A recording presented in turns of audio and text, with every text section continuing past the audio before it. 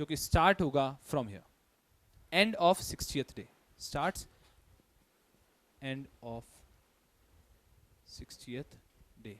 एकदम ध्यान से देखिए, हमने प्राइवेट प्लेसमेंट के बारे में सिर्फ 3 चीजें पढ़ी, एकदम इजी होगा, सिर्फ 3 चीजें पढ़ी।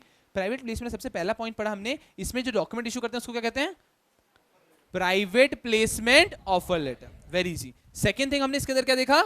पेमेंट कैसे आना चाहिए? कैश में नहीं, थ्रू बैंकिंग चैनल से आना चाहिए। नेक्स्ट थिंग हमने टाइम लिमिट, एप्लीकेशन से 60 डेज में अलॉटमेंट। भाई साहब हो गया तो ग्रेट, नहीं हुआ तो 15 दिन में रिफंड, हो गया तो ग्रेट, रिफंड 15 दिन में नहीं हुआ तो यू विल हैव टू पे interest at the rate of 12% from the end of 60th day. ये 3 पॉइंट अबाउट प्राइवेट प्लेसमेंट। कहीं भी पेन डाउन कर लीजिए प्राइवेट प्लेसमेंट में, वहां शुरू में कर लीजिए 10 प्लीज, प्राइवेट प्लेसमेंट को लेकर सिर्फ 1 to 3 पॉइंट्स।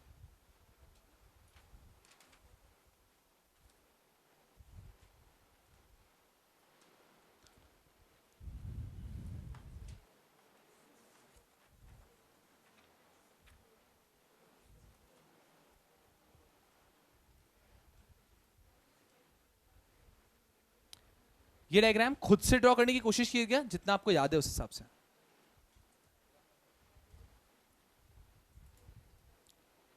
ओके, आपको देखिएगा कैसे।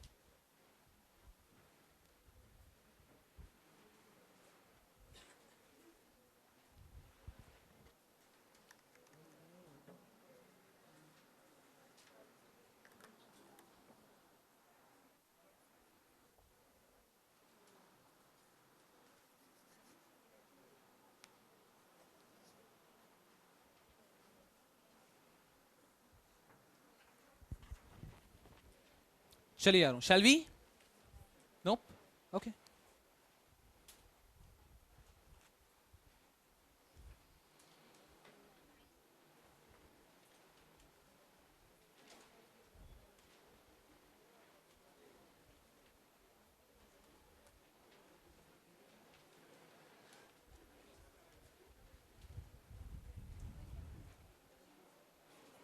चलिए यहां पे, आई बिलीव इट्स डन। सब लोग यहां पे वापस। अब यारों हमारा, मे आए? नो, फास्टर प्लीज, इन लोगों का नहीं हुआ। This part you don't have it in your notes, इसलिए I am saying pen down कर लीजिए इस पार्ट को, दोनों तो याद रहेंगे। ये पार्ट अगर हल्की से भी मिस्टेक होता है तो इंटरेस्ट पे करना पड़ेगा, अगर रिफंड नहीं किया है तो स्टार्टिंग फ्रॉम दिस डे।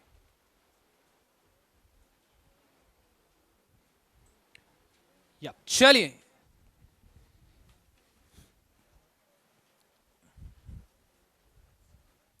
अब प्राइवेट प्लेसमेंट के बाद आता हूं the core topic of this chapter, that is prospectus. Prospectus की डेफिनेशन बहुत ही बेहतरीन है, and the definition has still maintained the standards which the companies act has given. Prospectus कैसा है यारों? कंपनीज एक्ट के अंदर डेफिनेशंस है ना एकदम बेहतरीन। Company refers to a company, memorandum means MOA, articles. अरे मतलब डेफिनेशन के अंदर अगर आप वही वर्ड वापस यूज कर लेंगे तो डेफिनेशन का मतलब क्या हुआ? तो कहीं ना कहीं कंपनीज एक्ट के अंदर अभी तक की सारी डेफिनेशंस उसी तरह की आई है, क्योंकि उसका भी पर्पस कैसा है? उसका पर्पस ये है कि पूरी दुनिया भर की कंपनीज हमें मतलब नहीं है। कंपनीज एक्ट के अंदर company refers to only companies registered under companies act 2013 and previous law, तो उन्होंने उसको रिस्ट्रेन करने के लिए किया है। लेकिन उसकी एक भी डेफिनेशन से हमें नॉलेज नहीं मिलती, मतलब एक भी डेफिनेशन ऐसी नहीं कि पढ़ के कुछ सीखा। प्रोस्पेक्टस की डेफिनेशन सब लोग यहां पे, prospectus refers to any document described or issued as prospectus. क्या बात है! This prospectus refers to any document described or issued as prospectus. सब लोग यहीं पर रहेंगे यारो। ये पार्ट इतना खास नहीं है। ये पार्ट क्या है? किसी भी डॉक्यूमेंट को आपने इशू किया और कह दिया है कि वो प्रोस्पेक्टस है तो वो प्रोस्पेक्टस है। Any document described or issued as prospectus is a prospectus. Very clear. खास बात अब आती है, एंड इंक्लूड्स फर्स्ट, सेकेंड। ये दो प्रोस्पेक्टस हैं जिन्होंने एक्सप्रेसली लिखा है and includes red herring prospectus and shelf prospectus. अभी तक हमने क्या देखा? Prospectus means any document described or issued as prospectus. कोई भी डॉक्यूमेंट पे अगर आपने प्रोस्पेक्टस लिख दिया तो वो हमारे लिए क्या हो गया? Prospectus. any document described or issued as prospectus and includes red herring prospectus and shelf prospectus. जो हमारे लिए importance रखता है that is red herring prospectus and shelf prospectus. Red herring prospectus and shelf prospectus. पहले definition complete कर लेते हैं, उसके बाद में red herring prospectus, shelf prospectus और any other notice, circular, advertisement for subscription of security is a prospectus. मतलब इन्होंने एंड वाले पॉइंट में बड़ा जनरलाइज कर दिया. देखिए प्रोस्पेक्टस की डेफिनेशन क्या है. सबसे पहला any document described or issued as prospectus. Any document described or issued as prospectus. Any document described or issued as prospectus. खत्म. And includes shelf. यहां तक तो याद रहेगा. उसके उन्होंने बड़ा जनरलाइज कर दिया डेफिनेशन को. उसके बाद का पार्ट क्या कहता है? Any notice, circular, advertisement or any other document inviting offers from the public for the subscription or purchase of securities of a body corporate. फिर इन्होंने बड़ा जनरलाइज कर दिया कि कोई भी डॉक्यूमेंट इशू किया है which invite people to subscribe is a prospectus. तो डेफिनेशन कैसे लिखनी है हमें एकदम comfortably? Prospectus refers to any document described or issued as prospectus and includes shelf or any notice, circular, advertisement which invite people to subscribe for shares of a body corporate is a prospectus. Easy to go. यहां तक की याद होनी चाहिए. उसके बाद की आपको थोड़ी जनरल लेवल पे लिखनी है. अब आते हैं हम जो मैंने कहा एग्जाम लुकआउट से इंपॉर्टेंट है, that is what do you mean bye shelf prospectus and what do you mean bye red herring prospectus. सब लोगों का पूरा फोकस यहां पे रखिएगा. कुछ और आए नहीं आए, इस चीज का एग्जाम में आने की probability is huge. Shelf prospect बार बार आया भी है, पास्ट ईयर क्वेश्चन देखेंगे रियलाइज. सबसे पहले हम देख रहे हैं शेल्फ प्रोस्पेक्टस. शेल्फ प्रोस्पेक्टस एकदम कंफर्टेबली सब लोग यहां पे. शेल्फ शेल्फ दिख भी नहीं रही यहां पे. हाँ यार, शेल्फ मतलब सब लोग समझते हैं ना. शेल्फ शेल्फ प्रोस्पेक्टस का कंसेप्ट क्या है? ये हर आपकी और मेरे जैसी कंपनीज के लिए अलाउड भी नहीं है. जो हम नॉर्मली कंपनी उनके लिए अलाउड भी नहीं है. Shelf prospectus is allowed only for those companies which generally issues shares very frequently, और rather I can say which issues shares more than once in a year. अरे कैसा है शेल्फ प्रोस्पेक्टस मेरे और आपके लिए? हमारे नॉर्मल कंपनीज जो हम देखते हैं वो कंपनीज क्या है? बहुत सालों में एक आध बार कभी शेयर्स इशू करता है. 5-10 सालों में एक बार शेयर्स इशू होता है, फिर बिजनेस चलता है, फिर वापस कभी जाके शेयर्स इशू होता है. उनको शेल्फ प्रोस्पेक्टस की जरूरत नहीं है. शेल्फ प्रोस्पेक्टस की जरूरत उन्हें है जो एक साल में बार बार शेयर्स इशू करते हैं. बैंकिंग कंपनी, फाइनेंस कंपनीज, उनको शेल्फ प्रोस्पेक्टस की जरूरत पड़ सकती है. What do you mean bye shelf prospectus? समझिए, मेरी कंपनी है जो कि अभी ईयर चल रहा है 15 मई. 15 मई के दिन मेरी कंपनी एक पब्लिक इश्यू करना चाहती है. बिल्कुल ठीक है. 15 मई के दिन मेरी कंपनी एक पब्लिक इश्यू करना चाहती है. ठीक है, करेंगे तो क्या करेंगे? हमको हर एक को एक प्रोस्पेक्टस देना होगा. बिल्कुल ठीक है. मुझे सबको एक प्रोस्पेक्टस देना है पब्लिक को, और उसके बाद में मैं कर सकता हूं पब्लिक इशू. प्रोस्पेक्टस यार आप समझते हैं प्रोस्पेक्टस मतलब? Prospectus runs in hundreds of pages. Prospectus runs in hundreds, क्योंकि उसमें आपको सब कुछ देना ना. ये एनुअल रिटर्न, ये प्लान, वो प्लान, सीएसआर, वीएसआर, मतलब आपको बहुत सारी चीजें प्रोस्पेक्टस में लिखनी होती है. तो prospectus runs into hundreds of pages. Company की कॉस्ट तो समझिए, कंपनी को कितनी कॉस्ट लग रही है. बट इट्स ओके यार, वंस इन अ व्हाइल का काम है, लग गई. मान लीजिए 15 में हुए, उसके बाद में 3-4 महीने हुए, मैं यहां पे कहीं पे अगस्त में हूं, 1 अगस्त. My company again wishes to go for a public issue. My company again wishes to go for a public issue. हमने कहा चलो ठीक है, पैसे की जरूरत है, वापस जाते हैं. वापस इशू किया प्रोस्पेक्टस, वापस इतना स्टेशनरी कॉस्ट. चलिए उसका थोड़ा टाइम हुआ, हम लोग आए दिसंबर में. Company again wishes to go for a public issue, वापस प्रोस्पेक्टस, वापस इतना. अरे मुझे बताइए, जो हमारे शेयर होल्डर्स हैं उनको एक बार प्रोस्पेक्टस दे दिया काफी नहीं है क्या? अरे एक बार दिया ना, बार बार देने का क्या सेंस बन रहा है? आपको बार बार पूरा प्रिंटिंग करना पड़ रहा है. इसके लिए कंसेप्ट लाया गया शेल्फ प्रोस्पेक्टस का. शेल्फ प्रोस्पेक्टस का कंसेप्ट क्या कहता है? जब आप पहली बार इशू कर रहे हो ना साल में, तब तो देना ही पड़ेगा प्रोस्पेक्टस, तब तो आपके पास कोई चॉइस नहीं है, तब तो प्रोस्पेक्टस दे दो. लेकिन जब आप नेक्स्ट टाइम 1 अगस्त को या 30 दिसंबर को दे रहे हैं, तब आप पूरा प्रोस्पेक्टस क्यों दे रहे हैं? आपके मेजर जो इन्वेस्टर्स हैं उन सब के पास प्रोस्पेक्टस तो पहले से है ना. तो क्या करो, इस पर्सन के पास 15 मई तक की सारी इंफॉर्मेशन है कि नहीं है? है. यहां पे 1 अगस्त पे उसको दे दो एक इंफॉर्मेशन मेमोरेंडम, और इसमें इंफॉर्मेशन दे दो फ्रॉम 15 मई टू 1 अगस्त। ये कितना होगा? Hardly 20 pages, hardly 20 pages. तो आप क्यों उसको 500 पेज का प्रोस्पेक्टस दे रहे हो? वो तो उसके पास पहले से है ना। सिर्फ जो ये 15 में से 1 अगस्त के चेंजेस हुए, सिर्फ इसका एक लीफलेट दे दो, इंफॉर्मेशन मेमोरेंडम।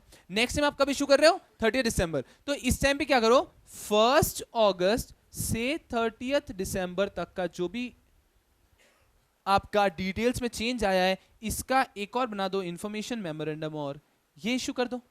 लेकिन सर मान लो कोई पर्सन है, उसने यहां पे आपकी कंपनी के शेयर्स नहीं लिए थे, उसके पास प्रोस्पेक्टस नहीं है, तो वो, अरे यारों अगर कोई आपसे डिमांड करे तो उसको तो दो ना, अगर कोई डिमांड करे तो उसको दो, लेकिन आप सबको मत दो, क्योंकि बाकी लोगों के पास तो पहले से, अगर कोई डिमांड करे तो देना है, उसमें कोई इशू नहीं है, दैट इज ओके, क्योंकि कहीं ना कहीं वो हमें कॉस्ट बुरा भी नहीं लगेगा, क्योंकि कहीं ना कहीं वो एक नया पर्सन हमें पैसे इन्वेस्ट करा, दैट इज ओके। लेकिन जिन लोगों के पास है उन्हें वापस देने से does it make any sense?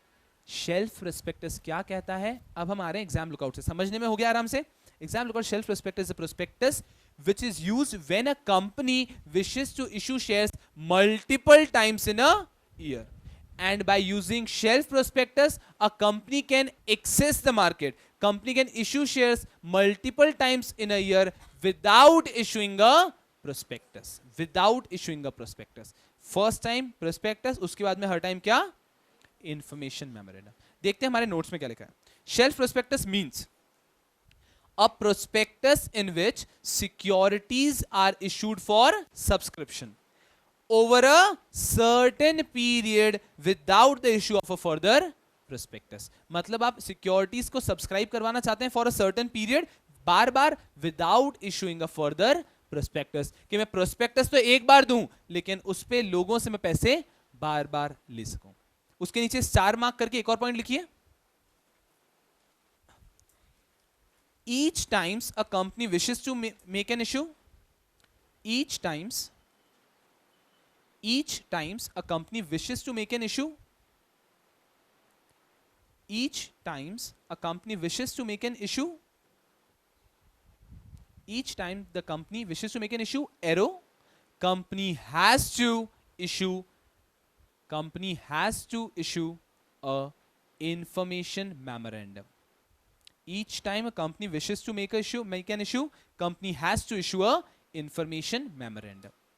मतलब हर बार प्रोस्पेक्टस इशू नहीं करना है, लेकिन हर बार इंफॉर्मेशन मेमोरेंडम इशू करना है। और एक शेल्फ प्रोस्पेक्टस की लाइफ होती है 1 ईयर, है ना।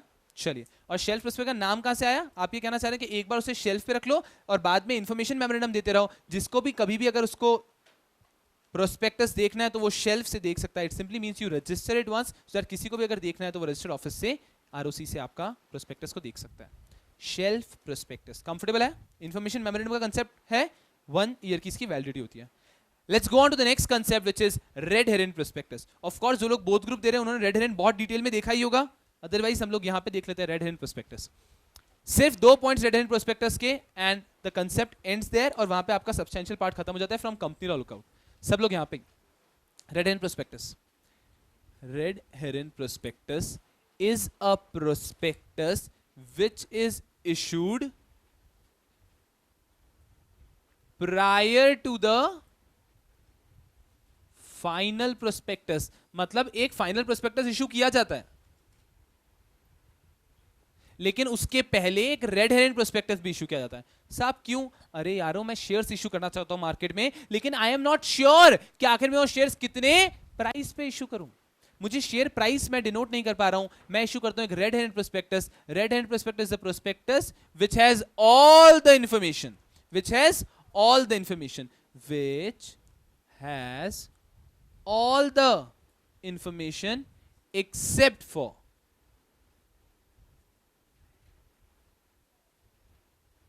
price and quantum। इस रेड हेरन प्रोस्पेक्टस में सब कुछ होता है, लेकिन इसमें आपकी शेयर की प्राइस नहीं होती है। सर प्राइस नहीं होती मतलब क्या? अरे कैसा होता है, जनरली आप लोग प्रोस्पेक्टस इशू करते हैं तो आप लोग क्या करते हैं, उसके अंदर फिक्स प्राइस दे देते हैं ना कि हमारा शेयर्स इशू कर रहे हैं 80 रुपीज, जिसको खरीदना है वो एप्लीकेशन देगा। अरे हमारी company is not able to figure out that price ना। हमारी कंपनी को डर लग रहा है कि यार अगर हमने कम प्राइस ले ली तो हमारे पास अपॉर्चुनिटी थी ज्यादा प्राइस लेने की, जो हमने छोड़ दी। अगर हमने ज्यादा प्राइस पे इशू किया तो लोग खरीदेंगे नहीं. Company is not sure about the price, तो कंपनी क्या करती है, एक प्राइस बैंड इशू करती है. कंपनी लॉ के आपके सिलेबस में नहीं है, लेकिन समझिए एक प्राइस बैंड इशू करती है. प्राइस बैंड इशू करने का मतलब क्या हुआ, 100 to 120 इस बीच कहीं पे प्राइस होगी. अब आप लोगों को कहते हैं आप बिडिंग करो, आप बिडिंग करो. आप सब लोग बिडिंग करते हैं और उस बिडिंग से हम एक फाइनल प्राइस पे पहुंचते हैं और फिर इशू किया जाता है एक final prospectus. This final prospectus of course contains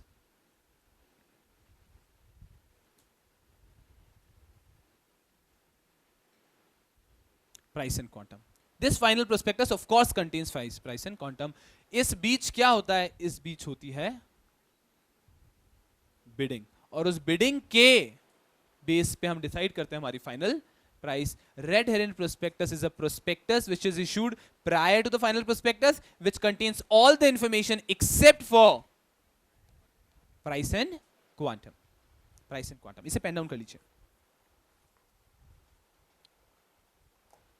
red हेरेन समझ रहा है क्या कंसेप्ट है, इसका लॉजिक क्या है.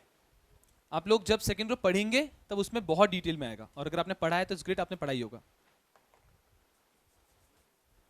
Green show option.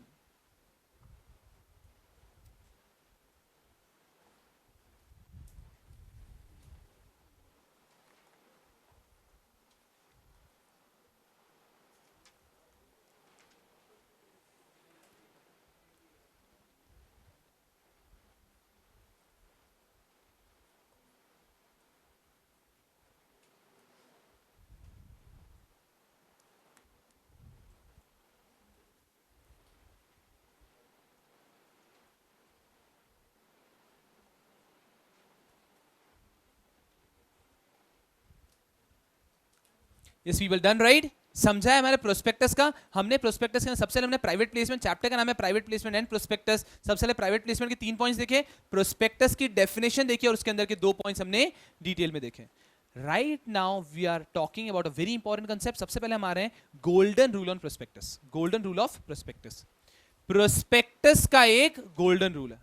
The golden rule of prospectus says that everything mentioned in the prospectus must be true.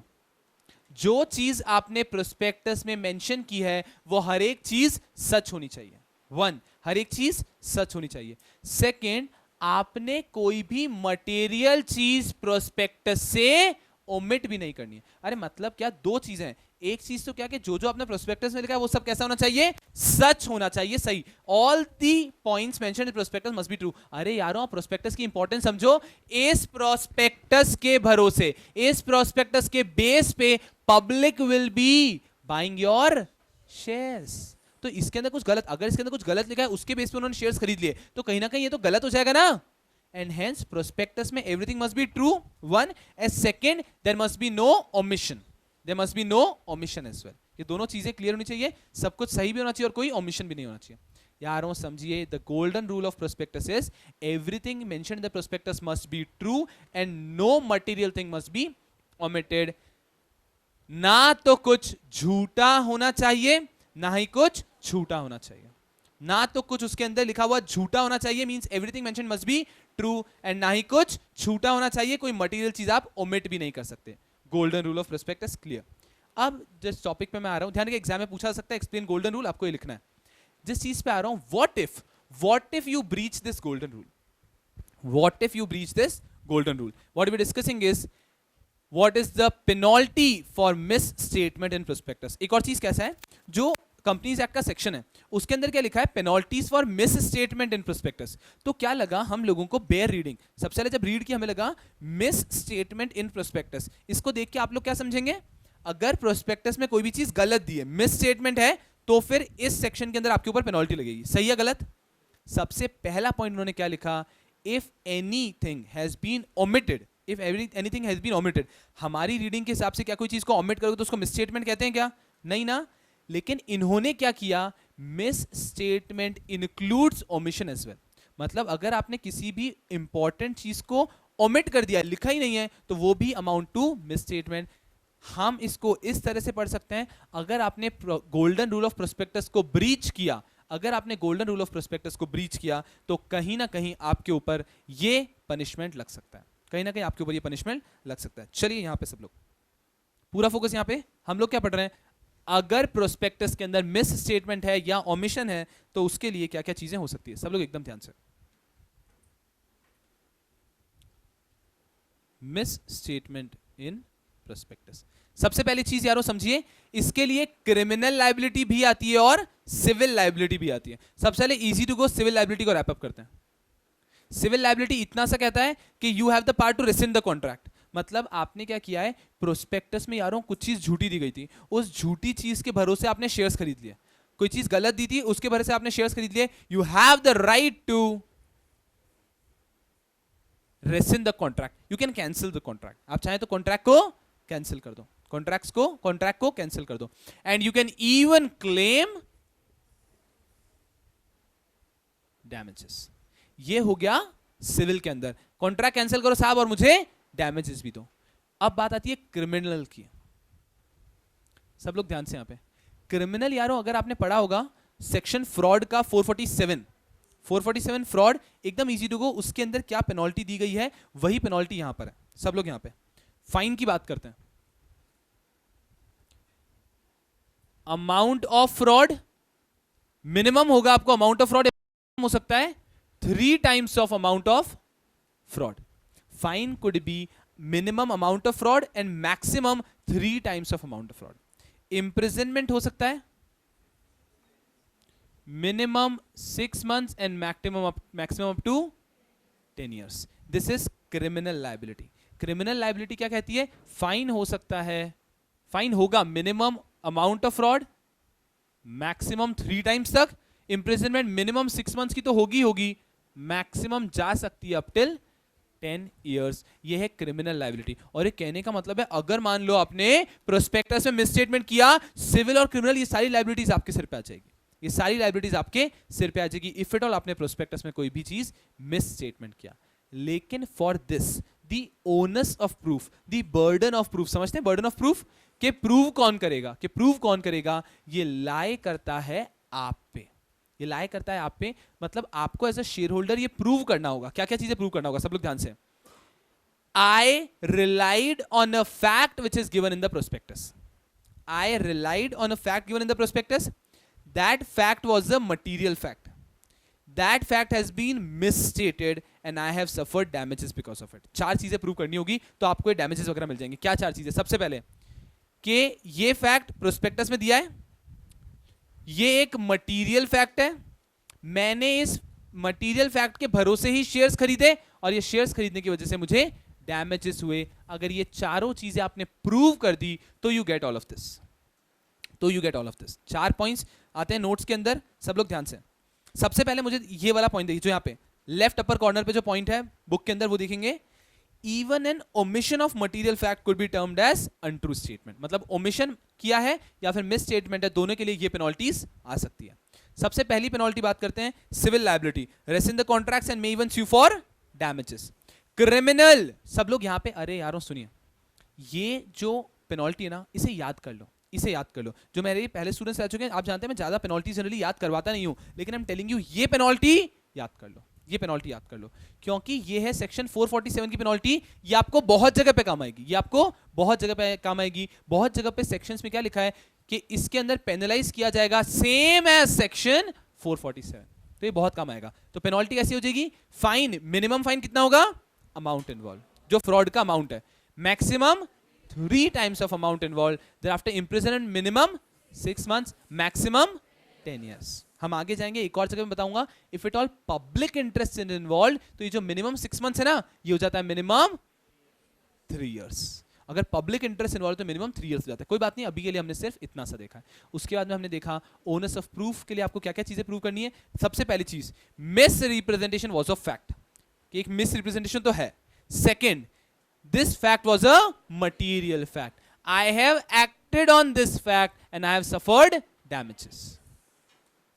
कि देखो प्रोस्पेक्टस में लिखा है मिस स्टेटमेंट है, उस मिस स्टेटमेंट जो है मटेरियल फैक्ट है, उसके भरोसे मैंने एक्ट किया और मुझे डैमेजेस हुए। चारों चीजें अगर आपने प्रूव कर दी तो you will get damages, you will get all of these benefits.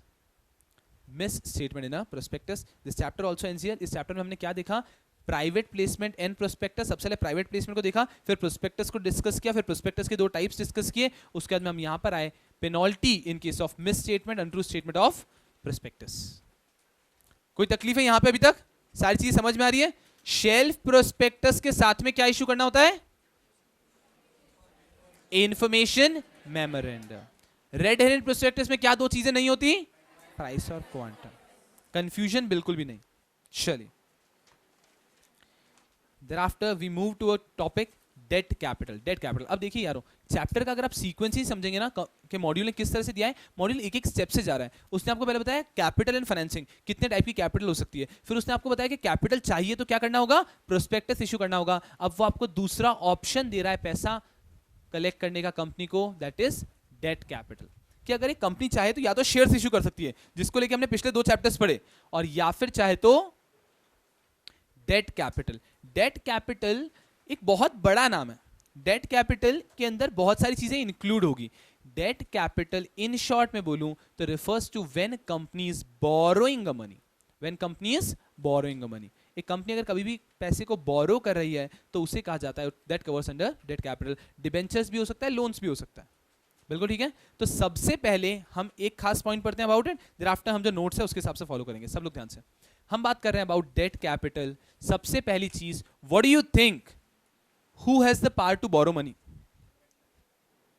BOD. सब लोग ध्यान से, BOD has the power to borrow money and this power to borrow money can very well be delegated.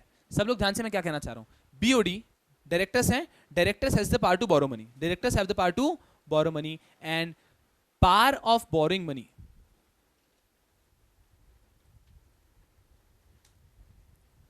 power to borrow money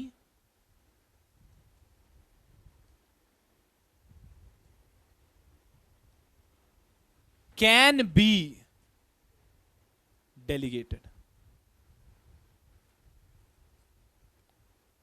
बहुत important point है, ध्यान रखिए। कहीं पे भी इस पे एग्जाम में केस स्टडी क्वेश्चन आ सकता है कि क्या बीओडी पावर को डेलीगेट कर सकते हैं, तो it can be delegated. Delegate करने का मतलब समझते हैं, बोर्ड की पावर है, वो बोर्ड से डेलीगेट करके किसी एक कमिटी को दे देगा, किसी एक डायरेक्टर को दे देगा, इस तरह से डेलीगेशन चल रहा है। It is allowed to be delegated, but the important point which I want to bring home is but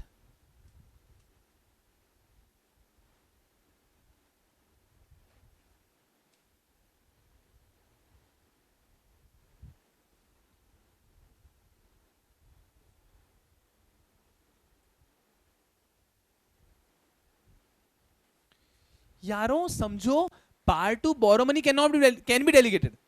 power to borrow money can be delegated, तो power to borrow money includes debentures issue करना also. लेकिन उन्होंने फिर exception में क्या कह दिया? लेकिन power to issue debentures can not be delegated. मतलब आप लोन लो, बैंक लोन लो, आपको जो करना है करो, ये काम आप डेलीगेट कर सकते हो, लेकिन power to issue debentures can not be delegated. वो काम पूरे बोर्ड को साथ में ही करना है, वो काम आप डेलीगेट नहीं कर सकते। तो part to borrow money can be delegated, लेकिन part to issue debentures can not be delegated, can not be delegated. बिल्कुल ठीक है। इसी के साथ में कि आखिर बोर्ड के पास पावर कितनी है, यहां पे हम बहुत कॉन्फिडेंस में कहना board has the power to borrow money, board has the power to borrow money, delegate होगा नहीं होगा। तो यहां पे एक सवाल आता है कि आखिर बोर्ड के पास पावर कितनी है टू बोरो। सब लोग ध्यान से, board has the power to borrow up to 100% of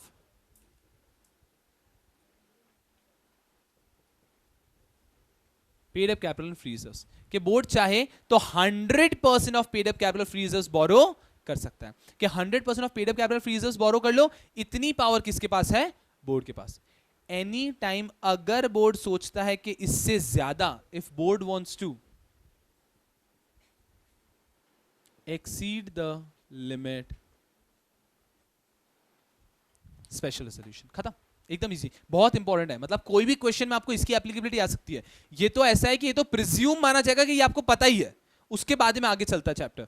ये तो आपको पता ही होना चाहिए। Board has the power to borrow money, board has the power to issue debentures, लेकिन power to borrow money can be delegated, power to issue debentures can not be delegated. अब बात करते हैं जनरली पावर कितना है बोरो करने का। Power है 100% of paid up capital and free reserves, और उससे एक्सीड करना चाहूंगा तो स्पेशल रेजोल्यूशन पास करना होगा, स्पेशल रेजोल्यूशन पास करना होगा। बिल्कुल ठीक है, इसे पेन डाउन कर लीजिए, फिर हम चैप्टर में आगे बढ़ते हैं.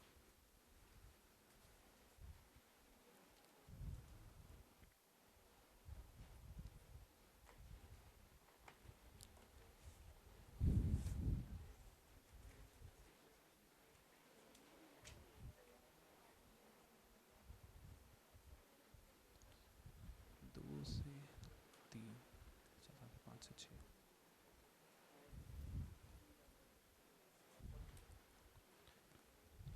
टाइम 8 है.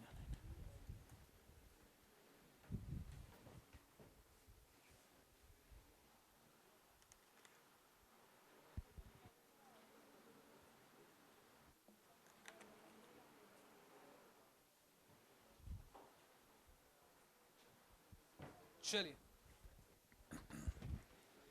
यस पीपल, एकदम कंफर्टेबल. चलिए, एकदम बेसिक चीज है. इससे स्टार्ट कर रहे हैं हम लोग the concept of boring. Boring के अंदर सबसे पहली चीज हम पढ़ रहे हैं, that is ultra vires boring. चलिए, अभी तक अल्ट्रा वायरस हम पढ़ चुके हैं, तो उसके लिए हम क्या समझ सकते हैं? Ultra vires borrowing refers to borrowing outside the authority of the company. अगर आप कंपनी की अथॉरिटी के बाहर जाके बोरिंग करें, that is ultra vires boring. क्या अल्ट्रा वायरस एक्ट के लिए कंपनी लायबल होती है? नहीं, इस एक्ट के लिए भी कंपनी लायबल नहीं होगी.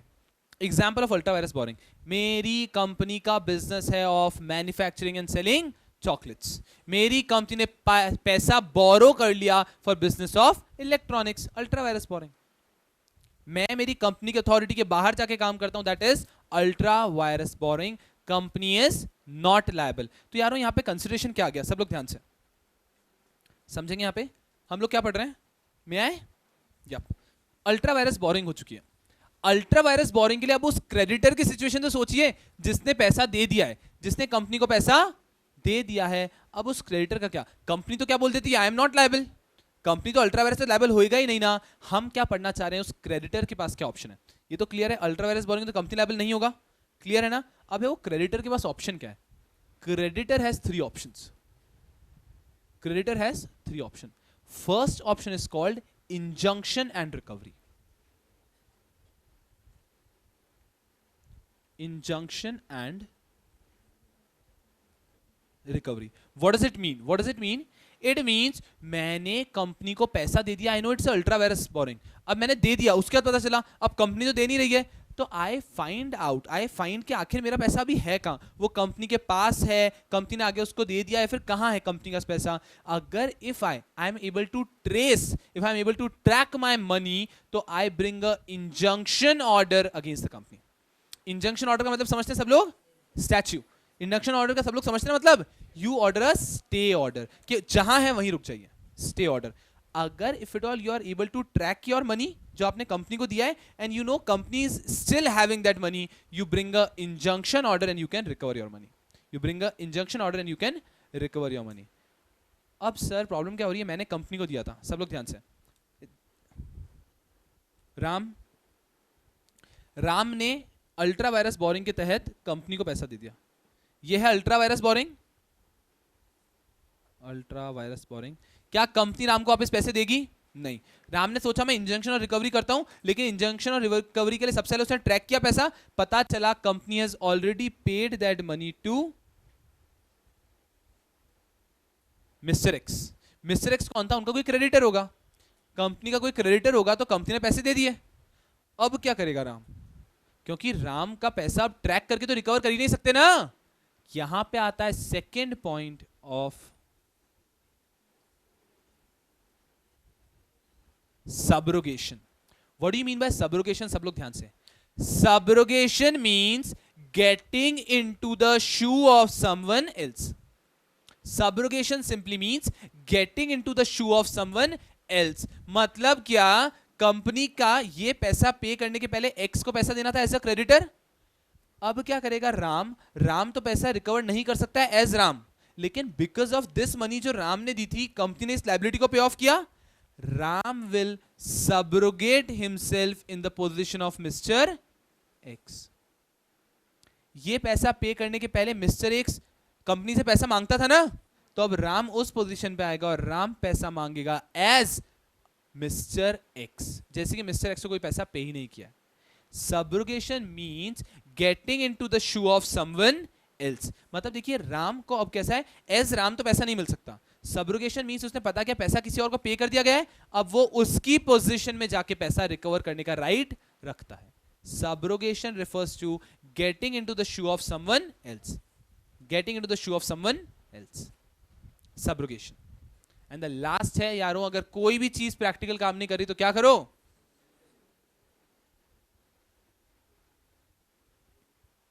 अगर कुछ भी नहीं है you can sue the promote, sue the director. Actually आपने डायरेक्टर से पैसा लिया है तो director, you can sue the respective director जिसने आपसे पैसे लिए। कंपनी को आपने पैसा दिया मतलब किसी डायरेक्टर के हाथ में दिया होगा ना, तो फाइनल ऑप्शन है you can sue the director for recovery of money. हम क्या पढ़ रहे हैं, हम ये पढ़ रहे हैं कि जब भी होती है ultra vires borrowing, whenever there is a ultra vires borrowing, the problem with ultra vires borrowing is, the problem with ultra vires borrowing is कि वहां पर कंपनी इज नॉट लायबल, आपको कंपनी पैसा ही वापस नहीं देगी, तो आप पैसा रिकवर कैसे कर सकते हैं, by these three measures, injunction and recovery, subrogation, sue the directors। Last resort है sue the directors का। नोट्स में सारी चीजें दे रखी है। Thereafter there is a concept which often gets confused, one is ultra virus borrowing। ultra virus borrowing तो clear है, company की अथॉरिटी के बाहर की बोरिंग। नेक्स्ट जिसको इससे कंफ्यूज किया था that is intra virus boring outside directors authority, intra virus boring outside directors authority, intra virus boring outside directors. इसका मतलब क्या है, कंपनी की अथॉरिटी के तो अंदर ही था, कंपनी की तो अथॉरिटी के अंदर ही था, लेकिन उस रिस्पेक्टिव डायरेक्टर की अथॉरिटी के बाहर था। व्हाट एम आई सेइंग, आज घर जाके डेट कैपिटल के पास से क्वेश्चन देखना, 6 out of 10 questions are on this topic, intra virus boring outside companies authority, outside companies authority.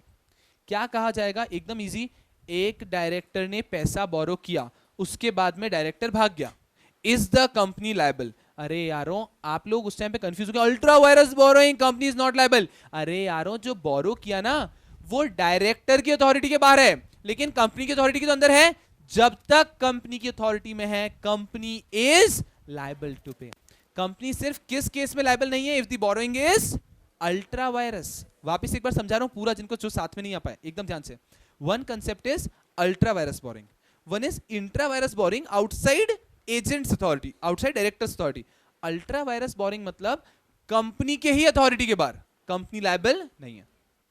Intra virus boring outside agents authority मतलब कंपनी की अथॉरिटी के तो अंदर है, कंपनी की अथॉरिटी के तो अंदर है, लेकिन किसकी अथॉरिटी के बाहर है, डायरेक्टर की अथॉरिटी के बाहर है। कंपनी की अथॉरिटी के अंदर है लेकिन किसकी अथॉरिटी के बाहर है, डायरेक्टर की अथॉरिटी। सब लोग यहां इंपॉर्टेंट कंसेप्ट है आपका, सब लोग यहां पे। सबसे पहली चीज क्या हो गई है, अल्ट्रा वायरस क्या कंपनी की अथॉरिटी के अंदर है, क्या कंपनी लायबल होगा, नहीं। Intra virus boring outside agents authority क्या कंपनी की अथॉरिटी के अंदर है, क्या कंपनी लायबल होगा, यस, वेरी वेल, राइट। उसके नीचे इतना सा लिख दीजिए, company will be liable. Boring made by director beyond their authority, उसके नीचे एरो करके लिख दीजिए कंपनी इज लायबल टू पे, company is liable to pay, second box के नीचे। एंड फर्स्ट बॉक्स के नीचे लिख सकते company is not liable to pay, क्योंकि कंपनी की अथॉरिटी के बाहर है।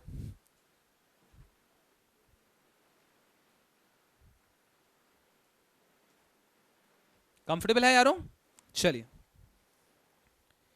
इसके बाद में नेक्स्ट पेज एकदम कंफर्टेबल लेवल पे आ जाइए। डिबेंचर की डेफिनेशन एकदम आराम से, हमने डेट कैपिटल के बारे में देख लिया, now we are talking about debenture. Debenture की डेफिनेशन एकदम आराम से, सब लोग यहाँ पे बुक को छोड़िए। Debenture simply means anything evidencing a debt, debenture anything evidencing a debt, एकदम आराम से इतनी सी लाइन आपको याद रखनी है, debenture means anything evidencing a date, बस इतना सा। अब उसके बाद में बुक में देखेंगे क्या लिखा है, सब लोग ध्यान से नोट्स में देखिए। Debenture includes, debenture stock, bonds और एनी अदर इंस्ट्रूमेंट क्या, एविडेंसिंग डेट। बस यहीं पे रुकिए, अभी आगे नहीं जाना है। अभी तक क्या देखा, debenture includes what, debenture includes debenture stock, bond और any other instrument evidencing a date. अब कैसा कंफ्यूजन हुआ आप लोगों को, तो ये पता है जो डिबेंचर्स होते हैं they can be secured as well as, रुकिए एक बार आराम से, एक हम कैसे लेना चाहते हैं अपन ले लेते हैं एक बार, आप बताइए। मेरे सारे स्टूडेंट आप ऊपर आकर ले लो एक बार, आप ले लो ना आराम से, सारे स्टूडेंट्स आ जाएंगे। आ रहे हैं सब लोग,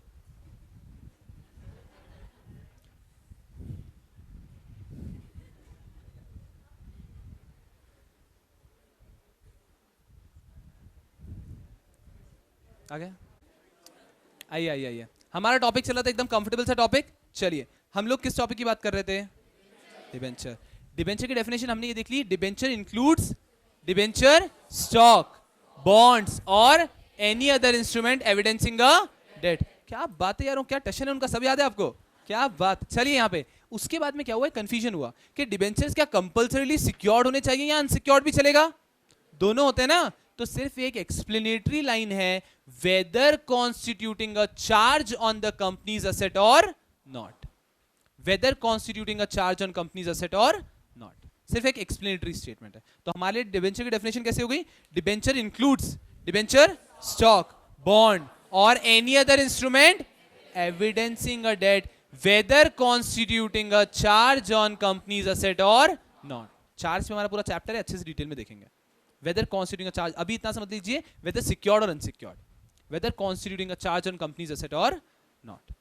बिल्कुल ठीक है। एक छोटा सा टॉपिक डिस्कस करूंगा यहीं पे, debenture redemption reserve. Debenture redemption reserve यहीं पे, डिबेंचर रिडम्पशन रिजर्व। सब लोग यहां पे आ जाइए। डिबेंचर रिडम्पशन रिजर्व क्या होता है यारों? आपको डिबेंचर्स को रिडीम करना है। तो ये सिर्फ इतना सा है कि आपको इस साल के बिगिनिंग में ही पता होना चाहिए कि भाई साहब मेरे इतने इतने डिबेंचर्स रिडीम होने वाले हैं, and hence I have to make a provision for it, and hence I have to make a provision for it. यहाँ पे कंपनी लॉ का जो इंटेंशन है ना यारों, कंपनी लॉ का इंटेंशन है ही नहीं। पहले मैं आपको प्रोविजन पढ़ा दूं, फिर कंपनी लॉ का इंटेंशन की बात करते हैं। चलिए पहले प्रोविजन तो याद कर लें, रिवाइज करते हैं प्रोविजन को। Debenture redemption reserve simply means that whenever a financial year begins on 1st April, first month कब ऐड होता है? 30th April। 30th April को पहला मंथ एंड हो गया हमारा। आपको अभी एनालाइज कर लेना है कि आपके इस पूरे पीरियड में, इस पूरे ईयर में आपके कितने डिबेंचर्स मैच्योर होने वाले हैं। मैच्योर होने का मतलब समझते हैं? मान लीजिए आपने इस साल में आपके कितने डिबेंचर्स का रिडम्पशन आने वाला है। रिडम्पशन तो समझते हैं ना, कितना आपको पे ऑफ करना है। तो इस ईयर में कितना रिडम्पशन आने वाला है वो आपको अभी से फिगर आउट करना है। तो इस पूरे ईयर में जितना भी रिडम्पशन ड्यू है, जितना भी रिडम्पशन ड्यू है, मान लीजिए आया कि आपको इस ईयर में 100 CR का रिडम्पशन ड्यू है। जितना भी रिडम्पशन ड्यू है उसका, उस अमाउंट का 15%, उस अमाउंट का 15% आपको ट्रांसफर करना है इन डिबेंचर रिडम्पशन रिजर्व। आपने क्या करना है, साल भर में जितने भी डिबेंचर्स रिडीम होने वाले हैं उन पूरे डिबेंचर्स का 15% ट्रांसफर करना है in debenture redemption reserve before 30th April। तो 100 का 15% हो जाएगा 15 CR। प्रोविजन समझ गए? पर्पस क्या है यारों, एक बार बताइए। मान लीजिए यहां पे कहीं पे रिडम्पशन हो रहा है, 100 करोड़ का करना है साहब, सिर्फ 15 करोड़ ट्रांसफर करने से फायदा भी क्या हो जाएगा? अभी भी 85 करोड़ तो मैनेज करने ही होंगे। अरे ये सिर्फ so that a company is diligent कि हाँ भाई डेट आने वाली है। A company must remain diligent कि हाँ इस साल में उनका रिडम्पशन ड्यू है, इसलिए प्रोविजन रखा है। अदरवाइज ये सिर्फ एक अलार्मिंग बेल की तरह है। अरे यारों 15% में हो क्या जाएगा, 85% तो अभी भी पैसा आपको मैनेज ही करना होगा ना। It is simply a alarming bell, it is simply a alarming bell कि भाई 15% रख लिया मतलब हाँ यार 85% इतना और मैनेज करना है मुझे अभी इतने टाइम पीरियड में। डिबेंचर रिडम्पशन रिजर्व का प्रोविजन इतना से कहता है कि साल भर में जितना भी रिडम्पशन ड्यू है, साल भर में जितना भी रिडम्पशन ड्यू है उसका 15% आपको फर्स्ट मंथ में ही एक अलग सेपरेट अकाउंट में रखना है, called as debenture redemption reserve. Very easy to go. चलिए यारों इसे भी पेन डाउन कर लीजिए, debenture redemption reserve, that's it.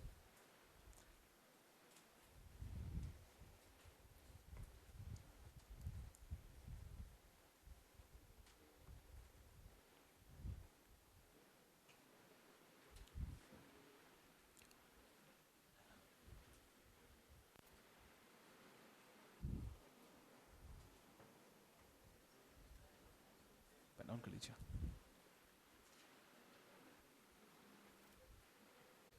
Let's do it. यारों the next beautiful chapter is charge, charge and charge. सब लोग यहाँ पे लंच ब्रेक चाहिए क्या? एक सेकंड आप ऐसे ऐसे इस मूड में क्या मैंने मना किया क्या? आप लोग ऐसे क्यों रहे जैसे कि मैं मना करने वाला हूं? मैं क्यों मना करूंगा? मैंने आपको कहता आप लोग, माय पॉइंट इज, सुनिए मैंने आपको पहले भी कहा, my intention would be to minimise the break and leave you early. तो मेरा तो टारगेट है चैप्टर का, मुझे डायरेक्टर तक लेना है, तो वो जब तक हुआ तब तो मेरा अलग है, मतलब उस फंडा ही नहीं है। आप लोगों को जब भी ब्रेक चाहिए होगा उस टाइम पे मिल जाएगा। तो right now straight away you want to have your lunch break or after charge, it's your call, I don't. अरे एक चीज तो बोलिए, straight away lunch break, wait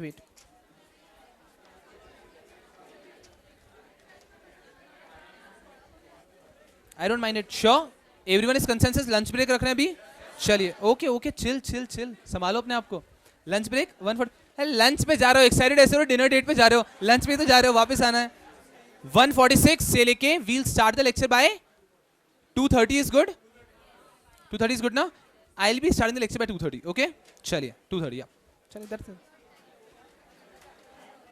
आप लोग ये मुझे कभी नहीं समझा, ना ही मुझे कभी समझेगा। क्लास में से right now there are 150 students, उनमें से 100 स्टूडेंट्स आर टॉकिंग, तो tell me who is listening? आप लोग सभी बोल रहे हैं, ऐसे कैसे हो सकता है?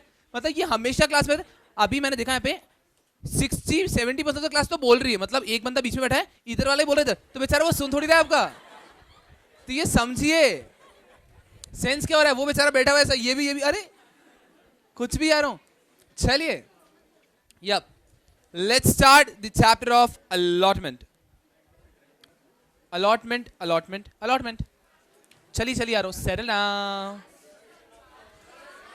चार्ज, सॉरी यारो, charge the chapter of charge, yes charge. चलिए यारो एकदम comfortable. Charge is one of the most एकदम सॉर्टेड चैप्टर, एकदम आराम से होगा, पूरा फोकस यहाँ पे। चलिए आ रहा हूं, 3, 2, 1 start. Charge chapter 10 charge. Chapter का नाम ही है creation and registration of charge. तो इस चैप्टर के अंदर भी दो पार्ट हो सकते हैं। सबसे पहले वी टॉक अबाउट चार्ज, तो चार्ज पूरा creation of charge. Thereafter दूसरा पार्ट हो जाता है रजिस्ट्रेशन ऑफ चार्ज। बहुत ही कंफर्टेबल है, कोई बात नहीं। चार्ज सेकेंड टाइम पढ़ाना is very comfortable, I admit here.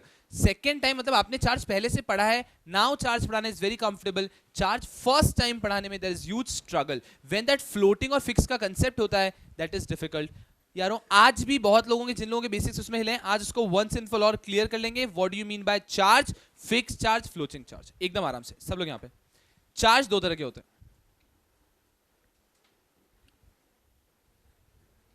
Fixed charge,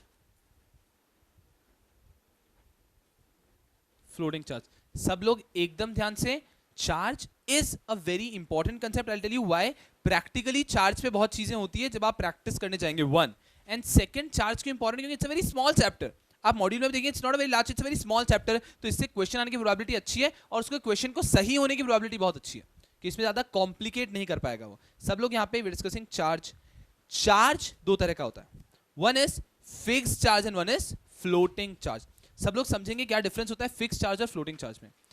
मेरे जो assets are of fixed type, are of definite types, are certain assets, उन पे मैं जो करता हूं they are fixed charge. Fixed charge वो होता है जो कि मैं करता हूं on my fixed asset, ascertained assets, जो मेरे असर्टेन्ड असेट्स हैं उन पे जो करता हूं that is called as fixed charge. Floating charge में करता हूं ऑन अनअसर्टेन्ड असेट्स, वो असेट्स जो कि सर्टेन नहीं है, जो कि डेफिनेट नहीं है, उन चार्जेस पे मैं करता हूं। Just a minute,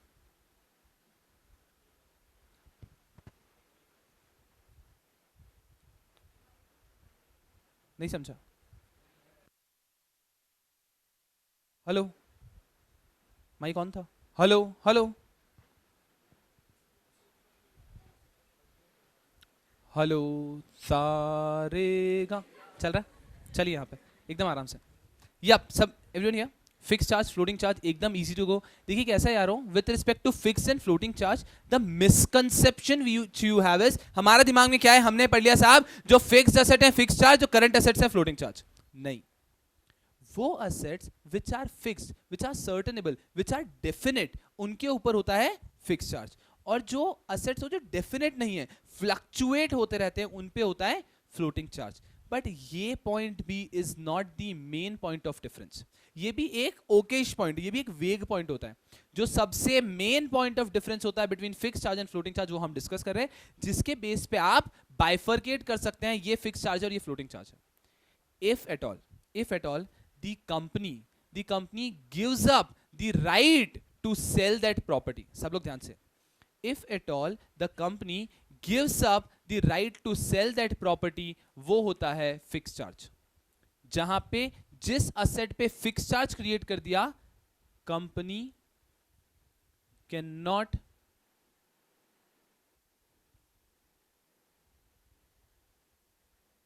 company can not sell that property. जिस पे फिक्स चार्ज हो गया, company can not sell that property. But if at all company reserves the right to sell the property, कि जिस चार्ज पे, जिस असेट पे floating charge है, company still reserve the power to sell the property. इसमें कैसा होता है यारों, वो ऐसे असेट्स की बात कर रहे हैं जहां पे वो असेट्स फ्लक्चुएटिंग होते हैं, हमेशा चेंज होते रहते हैं. फॉर एग्जांपल स्टॉक मतलब हमारे फिनिश गुड्स जो होते हैं, ये स्टॉक पे होता है फ्लोटिंग चार्ज. क्यों? क्योंकि स्टॉक, एक बार बताइए, क्या कंपनी स्टॉक को बेचना बंद कर देगी क्या? अरे वही तो उनका मेन बिजनेस है ना. उनका मेन बिजनेस ही क्या है? उनका मेन बिजनेस है to sell those finish goods. तो वो तो बंद नहीं कर सकते. But the good part is, वो एक फिनिश गुड्स के पार्ट को बेचते हैं, तभी और मैन्युफैक्चर होके भी तो आता है. एंड हेंस वहां पे हमेशा कुछ ना कुछ तो रहता है. Company reserves the power to sell the goods. Company उन गुड्स को बेच सकती है. वो पावर अगर कंपनी के पास है तो that is floating charge. And अगर कंपनी गिव अप कर देती है, मान लीजिए आपकी किसी प्लांट एंड मशीनरी, किसी फैक्ट्री बिल्डिंग को अगर असेट के तौर पे दिया है fix charge, company can not sell that asset. Company उस असेट को बेच नहीं सकती. तो फिक्स चार्ज में company can not sell that property, floating charge में company can sell the property. Company can sell the property. Notes में देखेंगे आपको 2 पॉइंट दिख रहे हैं. रीड दोनों चार्ज के दोनों पॉइंट, क्लैरिटी आ जाएगी आपको पूरी. फ्लोटिंग फिक्स के दोनों पॉइंट्स को रीड करिए नोट्स में, you will get the clarity.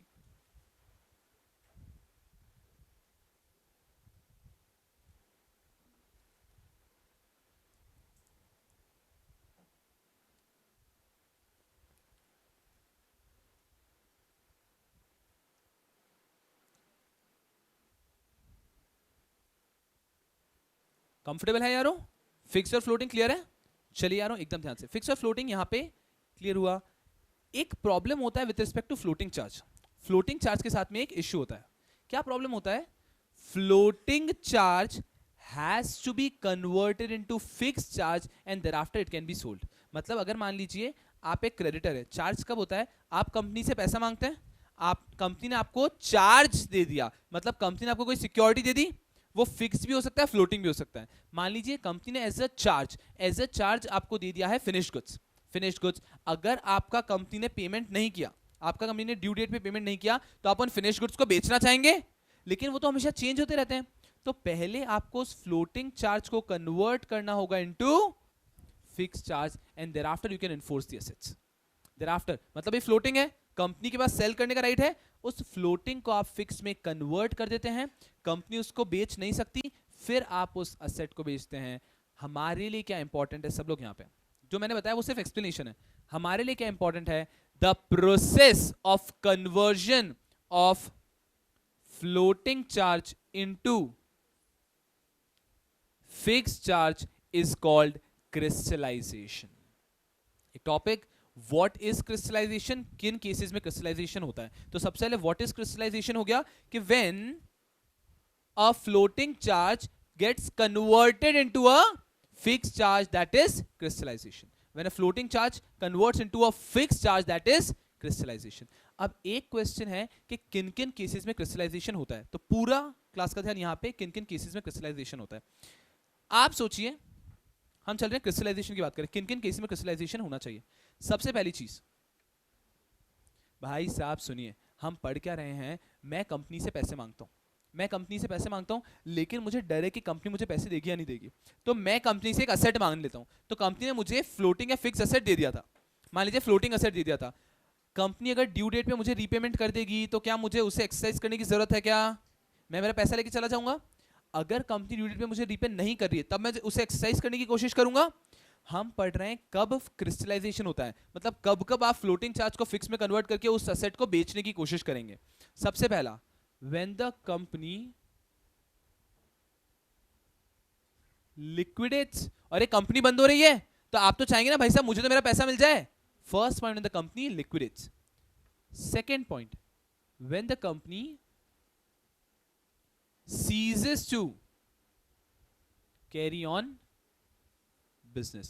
Company ने भी लिक्विडेशन नहीं हुआ लेकिन कंपनी ने बिजनेस करना क्या कर दिया है, बंद। तो कहीं ना कहीं कभी भी लिक्विडेशन हो सकता है, तो मैं रुकूं कि आप लिक्विडेशन करो फिर मैं मांगूंगा, नहीं। अगर कंपनी ने बिजनेस करना भी बंद कर दिया तो मैं अभी जाकर कंपनी से अपनी सिक्योरिटी बेचने के लिए कह सकता हूं।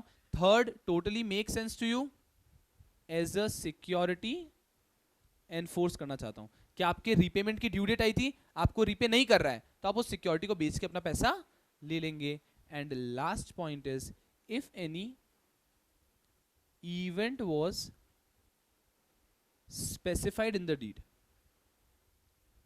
जब चार्ज क्रिएट हुआ तब एक अग्रीमेंट किया था, उस अग्रीमेंट में आपने कोई डीड में कोई इवेंट आइडेंटिफाई किया था कि अगर ये इवेंट हुआ तब आप अपने फ्लोटिंग को फिक्स में कन्वर्ट करके उसे बेच सकते हैं, तब आप बेच देंगे। 4 पॉइंट क्वेश्चन में, एग्जाम में क्वेश्चन आएगा तो किस तरह से आएगा, cases in which crystallization takes place. हमारे समझने के लिए क्या है, कौन कौन से केसेस होते हैं जब I want to sell my floating charge का सेट, ये फ्लोटिंग चार्ज मुझे एज अ सिक्योरिटी मिला है ना, I want to sell it, I want to get my money back. In 4 cases में I want to sell my floating charge and get my money back. In 4 cases में, पहला company liquidate हो रही है, मुझे भाई साहब मुझे मेरा पैसा दे दो। सेकंड, कंपनी बिजनेस करना बंद करिए, कभी भी लिक्विडेट हो सकती है, मुझे मेरा पैसा वापस दे दो। नेक्स्ट चीज है भाई साहब मेरे ड्यू डेट पे आप मुझे पैसा नहीं दे रहे हो, तो सिक्योरिटी का मेन पर्पस तो वही होता है ना कि अगर ड्यू डेट पे पैसा नहीं मिला तो मैं सेल कर दूंगा सिक्योरिटी को। And last point is, if any event has been specified in the deed, कि अगर ये इवेंट होता है तो आई कैन सेल, तो उस केस में भी I can convert my floating into fix. हमने क्या पढ़ा, क्रिस्टलाइजेशन कब होता है, क्रिस्टलाइजेशन कब होता है। पहली चीज, क्रिस्टलाइजेशन क्या होता है, crystallization refers to the conversion of what into fix. Cases in which crystallization will take place, first one liquidation of company, second ceases to get, third as a security, अब मैं उसे एक्सरसाइज करना चाहता हूं, the last one is event specified in the deed has taken place, event specified in the deed has taken place।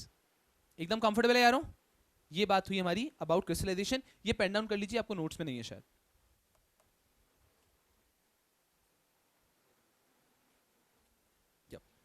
ये 4 points, crystallisation कब कब होता है।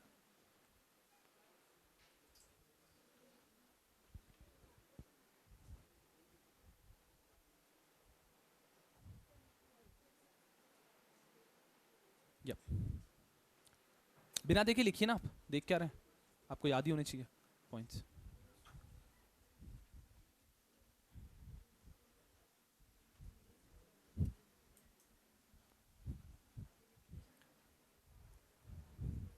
Yes people, done.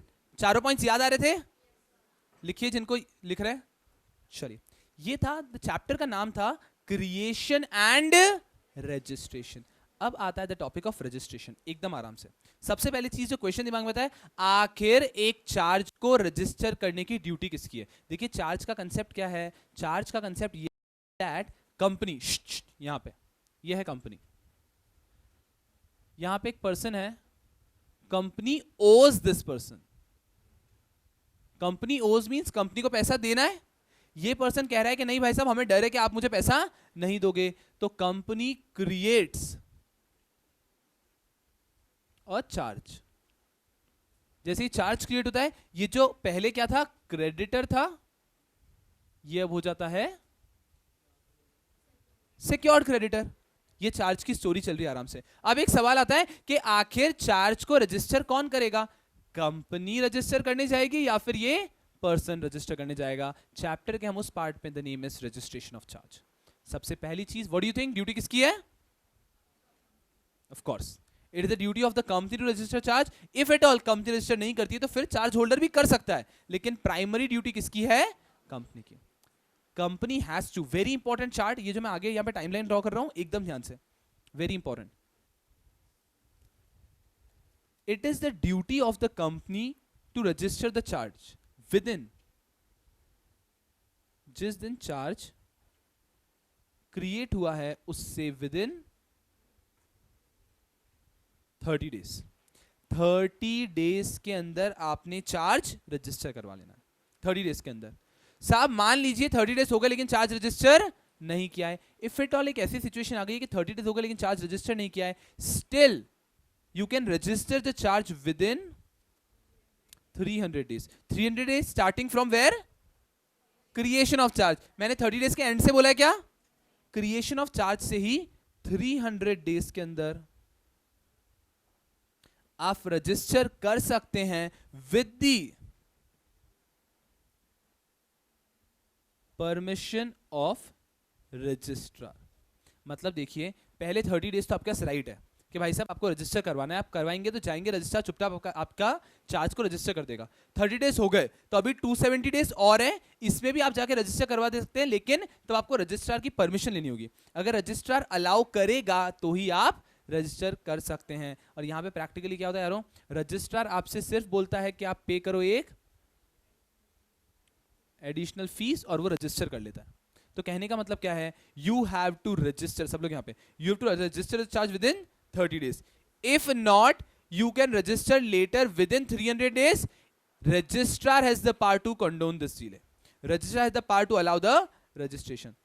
Once this 300 days is also over, एक बार ये 300 days भी हो गए, फिर registrar has no power to register your charge. Thereafter the power goes to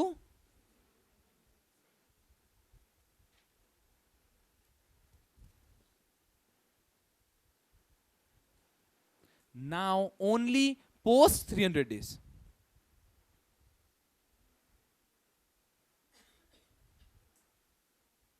Post 300 days only and only central government has the power to condone the delay. मतलब क्या चल रही है स्टोरी एकदम आराम से। सबसे पहले आज चार्ज क्रिएट हुआ, आइडियली इन 30 डेज में कंपनी ने जाके चार्ज को रजिस्टर करा देना चाहिए, करा दिया तो स्टोरी खत्म। अगर 30 डेज में रजिस्टर नहीं करवाया तो चार्ज क्रिएट होने से 300 डेज तक भी रजिस्टर करवा सकते हैं। पार किसके पास है? रजिस्ट्रार। अगर 300 डेज भी हो गए और फिर भी आपने रजिस्टर नहीं करवाया तो फिर पार किसके पास है? Central government. सेंट्रल गवर्नमेंट के उसमें पार है, सेंट्रल गवर्नमेंट चाहेगा तो ही आपका चार्ज फिर रजिस्टर होगा। बिल्कुल ठीक है। एक और चीज जिसपे एग्जाम में क्वेश्चनिंग होती है, पहले कैसा था कि पहले there was another section for charge, पुराने एक्ट की बात करें 1956, वहां पे all the charges need not be registered, वहां पे सारे चार्ज को रजिस्टर करने की जरूरत नहीं थी। उन्होंने कुछ चार्ज को स्पेसिफाई कर दिया था कि सिर्फ इन चार्जेस को आपको रजिस्टर करना है, सिर्फ इन चार्जेस को आपको रजिस्टर करना है। But now 2013 act says you have to register all the charges. कोई भी चार्ज एंटर किया तो रजिस्टर करना ही है। पास्ट ईयर एग्जाम्स दिखेंगे भरे हुए हैं इस टाइप के क्वेश्चन से, इस टाइप के क्वेश्चन से कि आप रजिस्टर करना चाहते थे, कंपनी ने कहा कि चार्ज रजिस्टर करने की कोई जरूरत नहीं है। मैंने आपको क्या कहा? All the charges have to be registered. अब ऐसा कुछ नहीं हो, 1956 में था, 2013 में ऐसा कुछ भी नहीं है। 2013 says all the charges have to be registered within 30 days.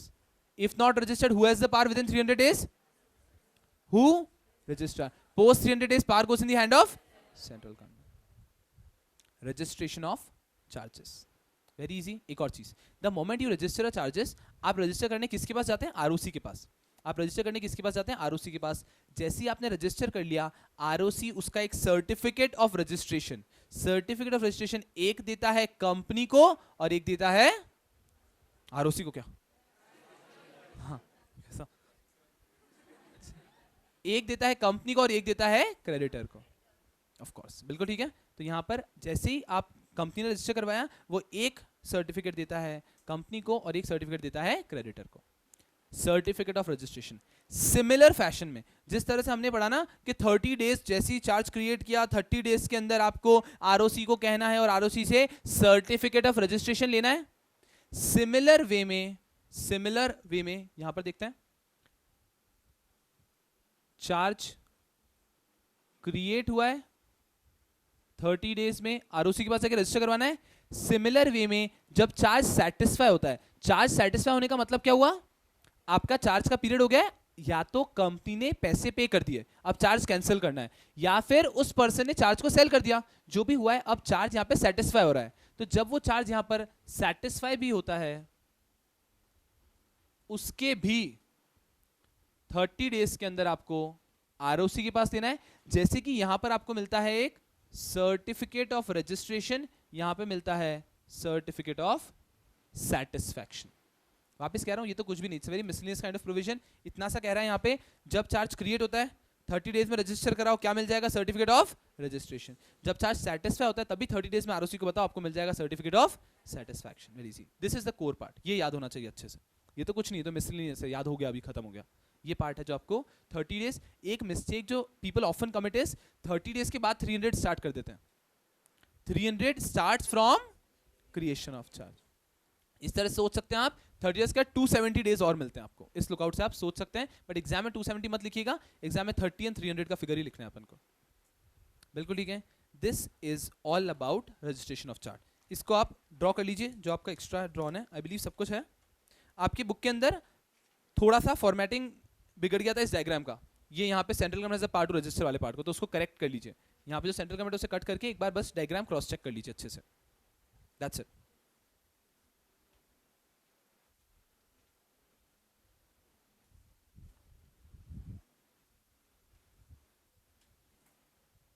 इस डायग्राम को अच्छे से क्रॉस चेक करके डायग्राम को करेक्ट कर लीजिए। Very important diagram. चैप्टर का नाम है creation and registration. This is all about registration. In a timeline it can be summed up.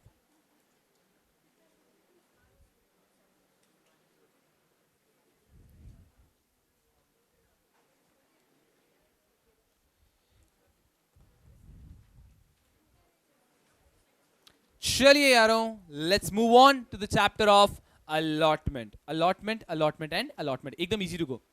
Allotment क्या होता है, इससे हम शुरू कर रहे हैं एकदम आराम से। Allotment refers to an act of appropriation of the company. एकदम यहां पे सब लोग यहाँ पे, अरे यारों अलॉटमेंट में हम क्या पढ़ रहे हैं सब लोग? आपने अभी एक चैप्टर पढ़ा था प्रोस्पेक्टस, उसमें प्रोस्पेक्टस इश्यू कर दिया, उन्होंने आपको एप्लीकेशन भी दे दी। अब आप क्या कर रहे हैं? अब आप उनको अलॉटमेंट करने की कोशिश कर रहे हैं। हम वहां पर हैं, जो आप अकाउंट्स में एंट्रीज करते हैं वहां पर है अलॉटमेंट पे। अलॉटमेंट को लेकर सबसे पहला पॉइंट क्या है?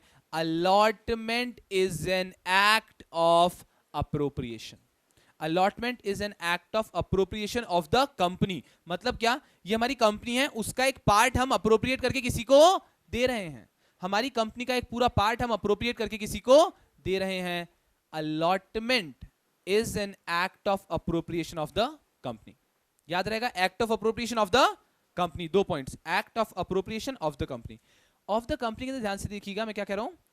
Of the company out of the unappropriated part. मतलब क्या होता है? मेरी कंपनी के कुछ शेयर्स मैंने पहले से किसी को इश्यू कर रखे हैं, मैंने किसी को पहले से अप्रोप्रिएट कर रखे हैं, उस पार्ट को अगर वो आपको बेचता है तो क्या वो अलॉटमेंट कहा जाता है? क्या वो तो ट्रांसफर हो जाता है ना। अलॉटमेंट हम कब यूज करते हैं? जब कंपनी फ्रेश इश्यू करती है। अलॉटमेंट हम सिर्फ तब यूज करते हैं जब कंपनी फ्रेश इश्यू करती है। मतलब प्रीवियसली जो अप्रोप्रिएट हुआ है उसकी बात नहीं कर रहे, जो हम नया फ्रेश इश्यू कर रहे हैं उसकी बात कर रहे हैं। मैं वापस रिपीट करता हूं, allotment is an act of appropriation of the company out of previously unappropriated capital। एकदम आराम से, सिर्फ 2 पॉइंट्स आपको याद रखने हैं, सिर्फ 2 पॉइंट्स।